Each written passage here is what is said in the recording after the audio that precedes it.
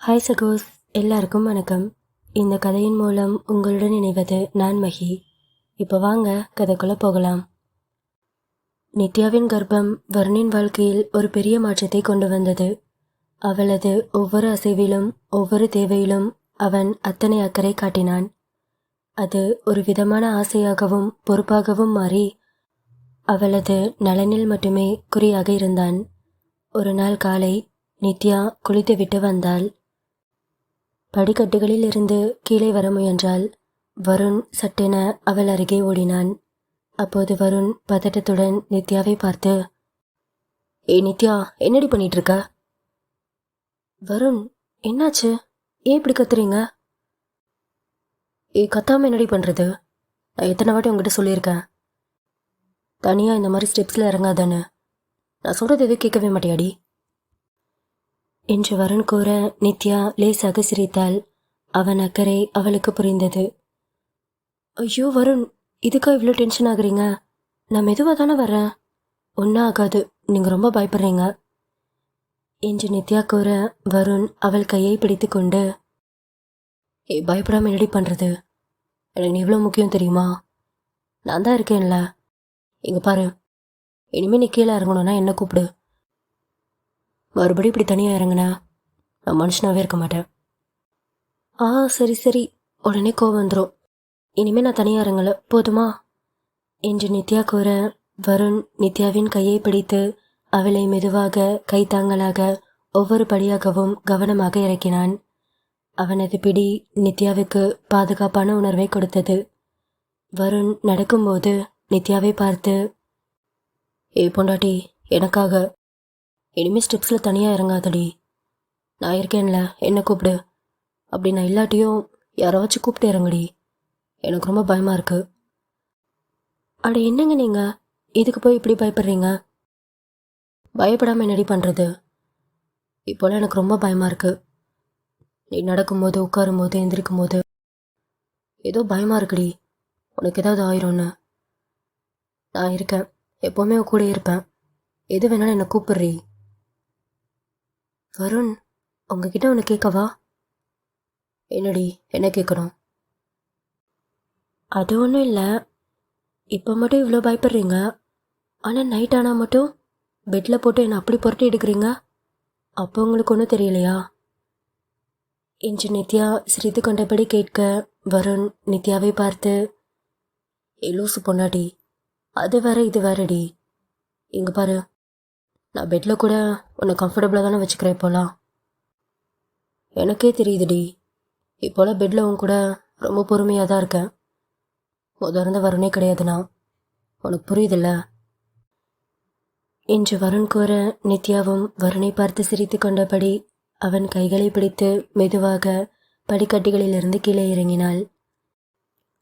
வருண் நித்யாவை அமர வைத்து அவளது கால்களுக்கு அருகே குனிந்தான். அவளது கால்களை மென்மையாக பிடித்து ஒரு சிறிய பாட்டிலில் இருந்த ஆயிலை எடுத்து தடவி விட்டான். நித்யா ஆச்சரியத்துடன் வருணை பார்த்து, வருண், என்ன பண்ணிட்டு இருக்கீங்க?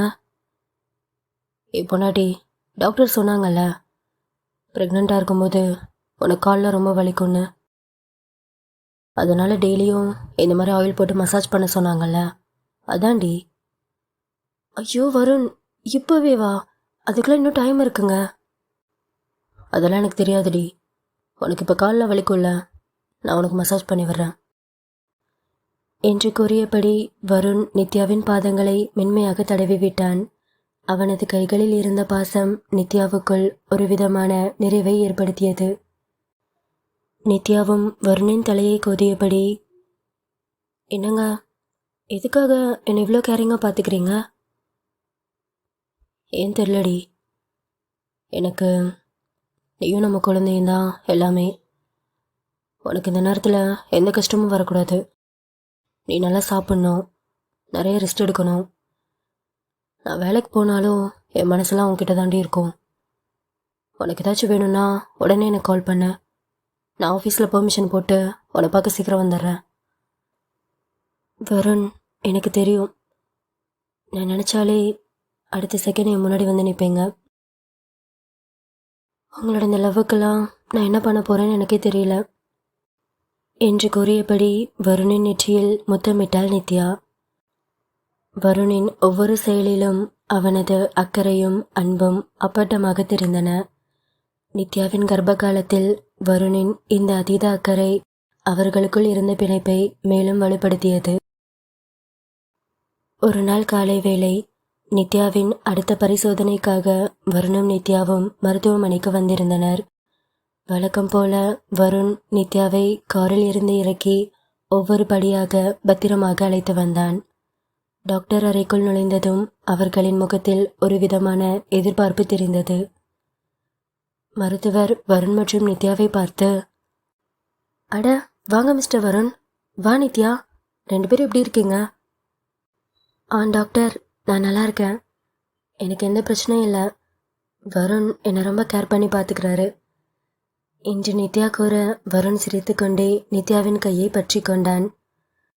மருத்துவரும் சிரித்து கொண்டபடியே வருணை பார்த்து, என்ன மிஸ்டர் வருண், உங்களுக்கு தான் வேலை ரொம்ப அதிகமாக இருக்கும் போல.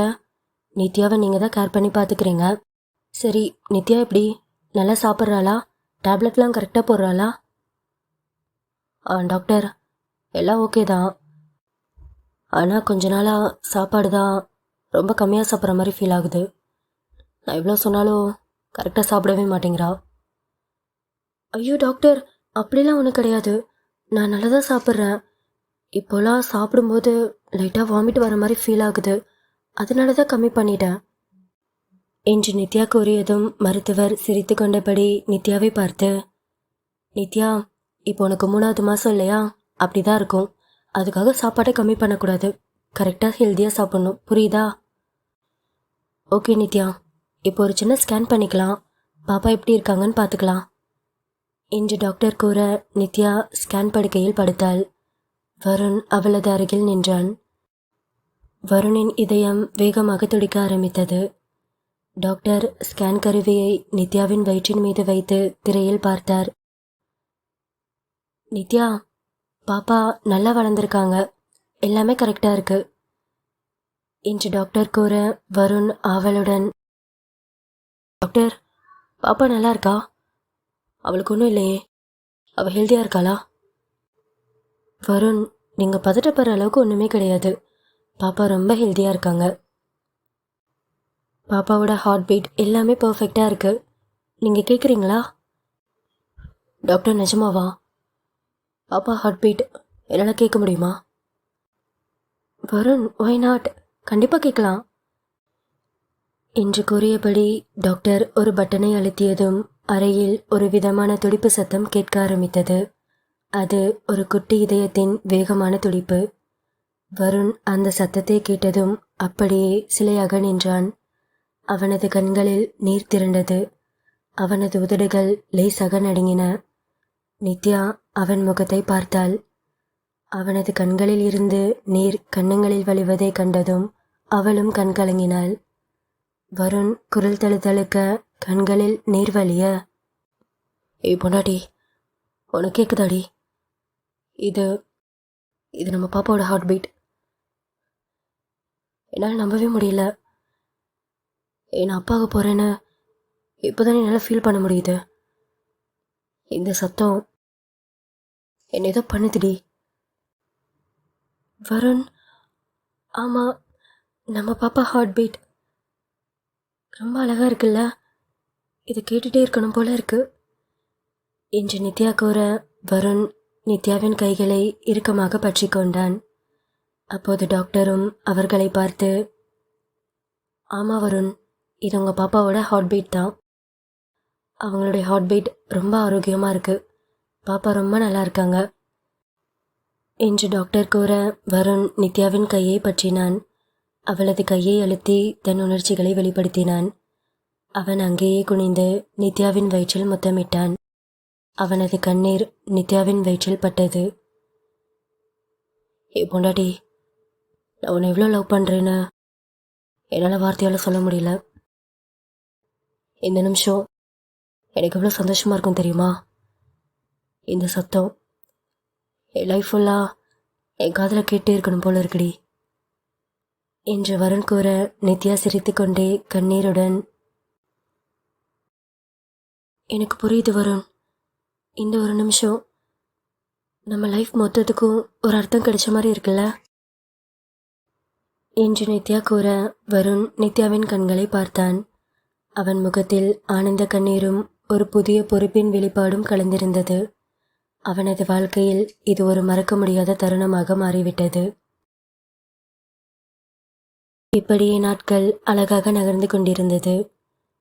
ஒரு நாள் வருணும் நித்யாவும் ஷாப்பிங் செல்வதற்காக கிளம்பினர். நித்யாவுக்கு இப்போது 3 மாத கர்ப்பம் என்பதால் அவளை பாதுகாப்பாக அழைத்துச் செல்ல வருண் கூடுதல் கவனம் செலுத்தினான். இருவரும் ஒரு பெரிய ஷாப்பிங் மாலுக்குள் சென்றனர். அங்கு கடைகளில் சுற்றி திரிந்து குழந்தைகளுக்கான ஆடைகள் மற்றும் பொருட்களை பார்த்து ரசித்தனர். ஷாப்பிங் செய்து கொண்டிருந்த போது நித்யாவுக்கு சற்று சோர்வாக இருந்தது. இருவரும் மாலில் இருந்த ஒரு ஸ்டார் ஹோட்டல் கஃபேவுக்கு சென்று காஃபி அருந்த அமர்ந்தனர். நித்யா சுற்றுமுற்றும் பார்த்து கொண்டிருந்தாள். அப்போது எதிரே ஒரு மேசையில் தனது அப்பா சித்தார்த்தை பார்த்தாள். அவர் சிலருடன் அமர்ந்து தீவிரமாக பேசிக்கொண்டிருந்தார். நித்யா தன் அப்பாவை கண்ட சந்தோஷத்தில், வருண், அங்க பாருங்க, அப்பா இருக்காரு என்று நித்யா கூற வருண் நித்யா சுட்டிக்காட்டிய திசையை பார்த்தான். சித்தார்த் அமர்ந்திருப்பதை உறுதிப்படுத்தி கொண்டான். நித்யா வேகமாக சித்தார்த்தின் அருகே ஓடினாள். சித்தார்த்தின் அருகில் சென்று, அப்பா எப்படி இருக்கீங்க என்று நித்யா கூற சித்தார்த் நித்யாவை பார்த்ததும் ஆச்சரியத்துடன் புன்னகைத்தார். நித்யா, நீயா? What a surprise. நான் இங்கே ஒரு சின்ன மீட்டிங்காக வந்தேன். நீ எப்படி இருக்க நித்யா? நல்லா இருக்கியா? அப்பா, நான் நல்லா இருக்கேன். சாரிப்பா, நீங்கள் மீட்டிங்கில் இருக்கீங்கன்னு தெரியாமல் நான் உங்களை டிஸ்டர்ப் பண்ணிட்டேனா? நித்யா, என்ன இது?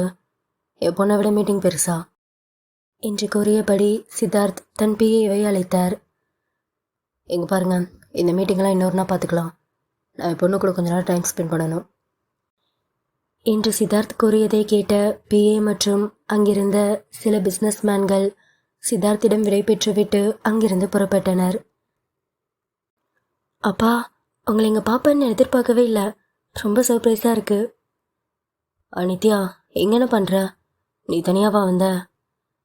ஐயோ அப்பா, நீங்கள் வேற. வருண் என்ன இந்த மாதிரி தனியாக விட்டுருவாரா என்ன?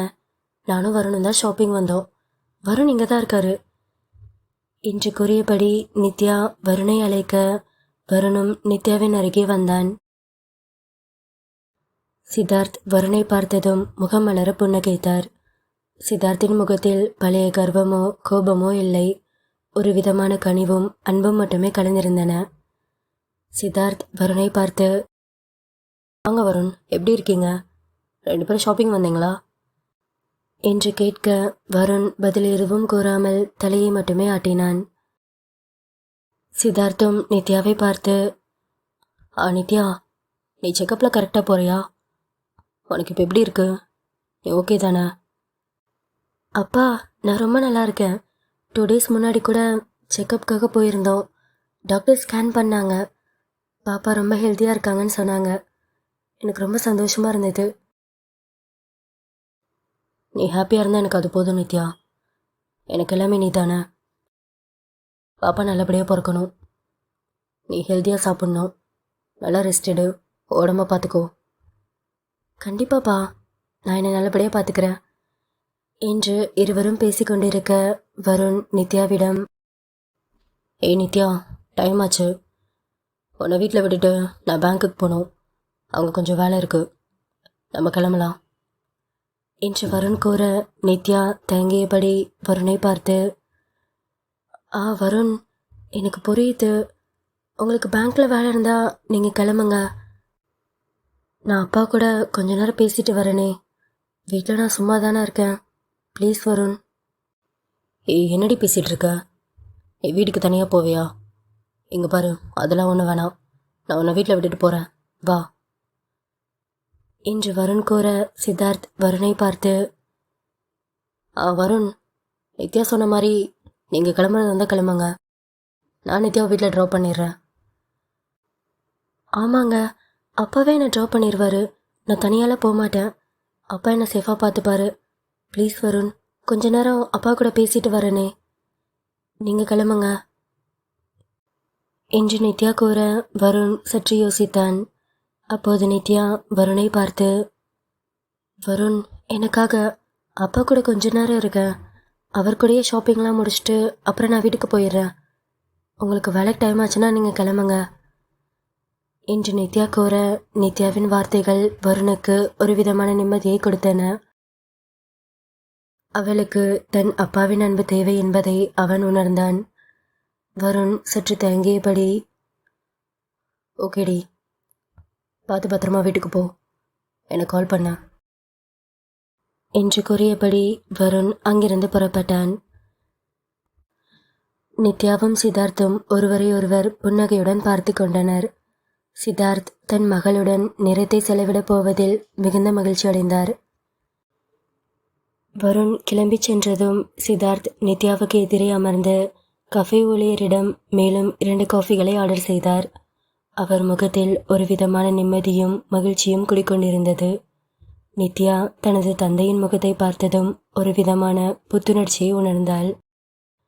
சித்தார்த்தும் நித்யாவும் நிறைய விஷயங்களை பேசிக்கொண்டிருக்க சித்தார்த் நித்யாவிடம், நித்யா, உங்ககிட்ட ஒரு முக்கியமான விஷயத்தை பற்றி பேசணும்னு நினச்சேன். என்னப்பா, என்ன விஷயம் என்று நித்யா கேட்க சித்தார்த் நித்யாவின் கையை பற்றி கொண்டார். சித்தார்த்தின் கையில் ஒரு விதமான கனிவும் பாசமும் இருந்தன. அது ஒன்றும் இல்லைம்மா, நீ ப்ரெக்னெண்ட்டாக இருக்கன்னு கேள்விப்பட்டதும் அப்பாவுக்கு அவ்வளோ சந்தோஷமாக இருந்தது. நான் தாத்தாக போகிறேன்னு அவ்வளோ சந்தோஷப்பட்டுட்டு இருக்கேன். ஏதோ புது உலகத்தில் இருக்கிற மாதிரியே ஃபீல் ஆகுது என்று சித்தார்த் கூற நித்யா தன் அப்பாவின் சந்தோஷத்தை பார்த்து நெகிழ்ந்து போனாள். அப்பா, அது எனக்கு தெரிஞ்ச விஷயந்தான். நான்னா உங்களுக்கு எவ்வளோ பிடிக்கும். நான் ப்ரெக்னெண்ட்டாக இருக்கேன்னு தெரிஞ்சால் நீங்கள் தான் ரொம்ப சந்தோஷப்படுவீங்கன்னு எனக்கு தெரியும். ஆமாம் நித்யா, அப்பா ரொம்ப சந்தோஷமாக இருக்கேன். இந்த சந்தோஷத்தை இன்னும் பெருசாக செலிப்ரேட் பண்ணும் போல இருக்கு. அப்பா, என்ன சொல்கிறீங்க? எனக்கு எதுவும் புரியல. ஒன்றும் இல்லை நித்யா, நம்ம வீட்டில் ஒரு பெரிய பார்ட்டி அரேஞ்ச் பண்ணலான் இருக்கேன் என்று சித்தார்த் கூறியதை கேட்ட நித்யாவுக்கு புருவங்கள் உயர்ந்தன. சற்று தயக்கத்துடன், பார்ட்டியா? எதுக்குப்பா அதெல்லாம் என்று நித்யா கேட்க சித்தார்த் கண்களில் ஒரு விதமான உற்சாகம் மின்னியது. என்னம்மா இப்படி கேட்ட? நான் தாத்தாக போகிறேன், அது பெருசாக கொண்டாட வேணாமா? அதுக்கு தான். ஆனால் அப்பா, இப்போ எதுக்கு இதெல்லாம் என்று நித்யா கூற சித்தார்த் நித்யாவின் கைகளை பிடித்து கொண்டு, இங்கே பாரு நித்யா, உன் கல்யாணம் எப்படி நடந்துச்சுன்னு எனக்கு தெரியும். எனக்கு பிடிக்காத ஒருத்தனை நீ கல்யாணம் பண்ணிக்கிட்டேன்னு உன்னை சுத்தமாக வெறுத்து ஒதுக்கிட்டேன். உனக்கு கல்யாணம் ஆயிடுச்சுன்னே இங்கே நிறைய பேருக்கு தெரியாது. நானும் யார்கிட்டையும் இதை பற்றி வெளியே பேசவே இல்லை. ஆனால் இப்போது எல்லாம் மாறிடுச்சு. அப்பா உன்னையும் வரணையும் முழுசாக ஏற்றுக்கிட்டேன். நீங்கள் 2 பேரும் எவ்வளோ சந்தோஷமாக இருக்கீங்க, அதுதான் எனக்கு முக்கியம். இந்த பார்ட்டியில் வருணை எல்லாருக்கும் இன்ட்ரடியூஸ் பண்ண போகிறேன். இவன் தான் என் மருமகன், என் பொண்ணை இவன் தான் சந்தோஷமாக வச்சுருக்கான்னு எல்லாருக்கிட்டையும் சொல்லணும். அது மட்டும் இல்லை, நீ இப்போ ப்ரெக்னெண்ட்டாக இருக்கிற விஷயத்தையும் எல்லாருக்கிட்டையும் சொல்லி சந்தோஷப்படணும். இது ஒரு பிரம்மாண்டமான கொண்டாட்டமாக இருக்கணும்னு எனக்கு ரொம்ப ஆசையாக இருக்குது என்று சித்தார்த்தின் வார்த்தைகளை கேட்டு நித்யா மௌனமாக இருந்தாள். இங்கே பாரு நித்யா, நீ சித்தார்த்தோட பொண்ணு. அப்பா உன் கல்யாணத்தையே அவ்வளோ கிராண்டாக நடத்தணும்னு நிறைய கனவு கண்டு வச்சுருந்தேன். ஆனால் என்னால் எதுவும் முடியல. அதுக்காக தான் இந்த ஒரு குட் நியூஸை எல்லாரையும் கூப்பிட்டு வச்சு பிரம்மாண்டமாக ஒரு பார்ட்டி நடத்தி எல்லாருக்கிட்டையும் சொல்லணும்னு தோணுது. இந்த சிட்டியில் இருக்கிற பெரிய பெரிய விஐபிஸ், பொலிட்டீஷியன்ஸ், என்னோடய பிஸ்னஸ் பார்ட்னர்ஸ் எல்லாரையும் கூப்பிட்டு வச்சு இந்த விஷயத்த எல்லாருக்கிட்டையும் சொல்லி சந்தோஷப்படணும். அதுதான் அப்பாவோட ஆசை. எனக்கு அது மட்டும் போதும் நித்யா. அப்பா, இவ்வளோ தூரம் சொல்கிறீங்க. உங்கள் சந்தோஷம்தான் எனக்கும் சந்தோஷம். உங்கள் இஷ்டம் போல் பண்ணுங்க. நான் கண்டிப்பாக வருண் அந்த பார்ட்டிக்கு கூட்டிகிட்டு வரேன். நித்யா, நிஜமாவா? வருண் இதுக்கு ஓகே சொல்லுவாரா? அப்பா, அவரை கூப்பிட்டு வர்றது என் பொறுப்பு. எனக்காக அவர் என்ன வேணாலும் செய்வார். இந்த விஷயத்தை கேட்டால் வருண் மட்டும் இல்லை, அத்தை மாமான்னு எல்லாருமே சந்தோஷப்படுவாங்க. இது எவ்வளோ சந்தோஷமான விஷயம். என்னையும் வருணையும் நீங்கள் முழுசாக அக்செப்ட் பண்ணிக்கிட்டீங்கன்னு எல்லாருக்கும் தெரிய போகுது. வருணை எல்லாருக்கும் நீங்கள் இன்ட்ரடியூஸ் பண்ண போகிறீங்க. இவங்க தான் என் மருமகன்னு. அதுக்கு மேலே என்ன வேணும்? கண்டிப்பாக வருணை அந்த பார்ட்டி கூப்பிட்டு வர்றதே என்னோட பொறுப்பு. நீங்கள் அதுக்கான வேலையை பாருங்கள் என்று நித்யா கூற சித்தார்த்தின் முகத்தில் அவ்வளவு சந்தோஷம் தெரிந்தது. சித்தார்த் நித்யாவின் கன்னத்தில் அன்புடன் முத்தமிட்டார். அந்த கஃபேவில் அவர்களின் முகத்தில் தெரிந்த சந்தோஷம் புதிய உறவின் தொடக்கத்தை குறித்தது. இந்த கதையுடைய அடுத்த பாகம் சீக்கிரமே நம்ம சேனலில் வந்துடும். மறக்காமல் சேனலை சப்ஸ்கிரைப் பண்ணி வச்சுக்கோங்க. கதையை பற்றின உங்கள் கருத்துக்களை கமெண்ட்டில் சொல்லுங்கள். கதை பிடிச்சிருந்துச்சுன்னா வீடியோக்கு மறக்காமல் ஒரு லைக் பண்ணிக்கோங்க. என்னோட நீ இருந்தால் தொடர் கதையின் அடுத்த பாகத்தில் உங்களை வந்து சந்திக்கிறேன். தேங்க்ஸ் ஃபார் வாட்சிங்.